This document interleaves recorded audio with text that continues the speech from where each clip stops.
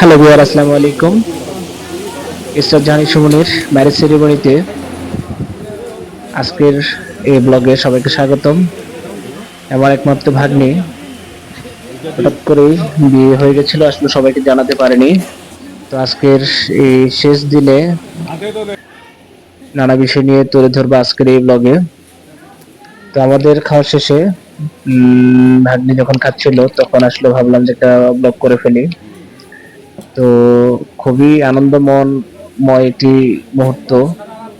আসলে প্রত্যেকটা মেয়েরই বিবাহের যে সময়টা, সেটা সবাই সবচেয়ে আনন্দ ঘন সময়। তো পাশেই দাঁড়িয়ে ছিল আমাদের কিউটের ডিব্বা জামাই বাবাজি। আসলে যদিও তাদের এজ খুব খুব কম, তারপরও মানে হঠাৎ করে আসলে কপালে থাকলে যা হয় আর কি, বিয়েটা হয়ে গেছে। তো তারা অবশ্যই এটা আসলে রিলেশনশিপের মধ্যেই বিয়ে হয়েছে। তো যেহেতু দুজন দুজনকে চায়, সেহেতু পরিপূর্ণতার জন্য আসলে বাধা হয়ে না দাঁড়িয়ে বিয়েটা দিয়ে দিলাম। তো সব মিলিয়ে ভালোই লাগছে, সবই আনন্দ ঘন পরিবেশ। দাঁড়িয়েছেন পিছে বিয়ে মশাই, উনি অনেক ভালো মানুষ। তো বিয়ে বাড়িতে সবাই সবার মতো করে খাচ্ছে, সবাই ঘুরতেছে, কেউ মানে সবার সবার জায়গা থেকে সবাই তো জামাই বাবাজি সহ একটা কিছু ফটো সেশন করলাম। তো সব মিলিয়ে ছেলে মেয়ে এবং উভয়ের গার্জেন সব মিলিয়ে পারফেক্ট একটা ম্যাচ। তো বিভিন্ন মেহমান আসছে, সবাই মিলে খাওয়া দাওয়া করতেছিলাম আর কি। একসাথে এই মুহূর্তগুলো হয় না, একসাথে সবার সাথে এই বিভিন্ন প্রোগ্রাম গুলাতে একসাথে আসলে সবার সাথে কোঅর্ডিনেশন হয়, দেখা সাক্ষাৎ হয়, খাওয়ান দাওয়ান ঘোরাফেরা। আর ইসরাজের ছোট ভাই, আমার ভাগ্নে, এই দেখেন আমার মেয়ে আরিশা নওরিন রিদা, সে তো খাচ্ছে পুরো এলাকা জুড়ে খাবার ছড়াচ্ছে। আসলে ছোটরা এমনই হয়।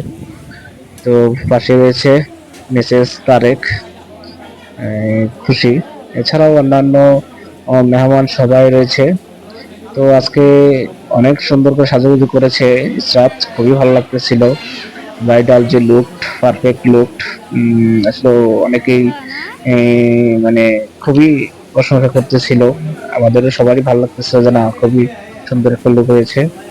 তো তারেক হ্যান্ডসাম ডিউড, ওর মেয়ে সহ তানিশা এবং আরিশা, পাশাপাশি মানে দুই ভাইয়ের দুটি মেয়ে, আসলে নামও সেম প্রায়।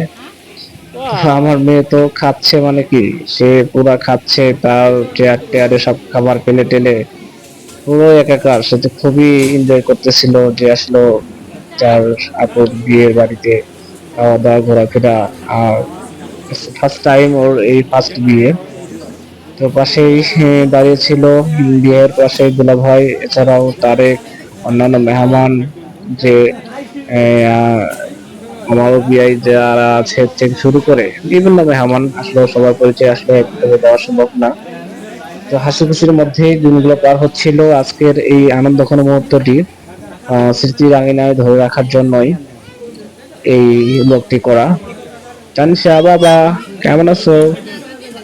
ও বাবা, ওয়াও ওয়াও, হ্যান্ডসাম লোক।